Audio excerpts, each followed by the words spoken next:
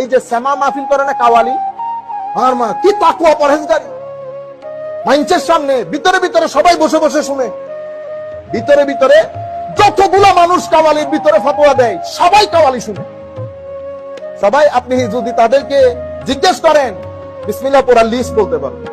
মানুষ তো আপনি আপনার মধ্যে সুর ইম্প্যাক্ট করে। এখন তারা দেখতেছে যে এখানে এদের ভিতরে সহজভাবে কিভাবে ঢুকা যায়, সহজভাবে কিভাবে ঢুকা যায়।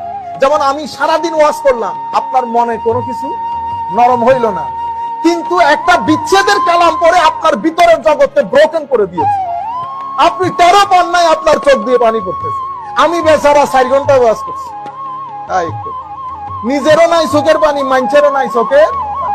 আরেকজন কিছু করে নাই, আরেকজন কিছু করে নাই, কি একটা বলছে সেও কান্দে, মানুষও কান্দে।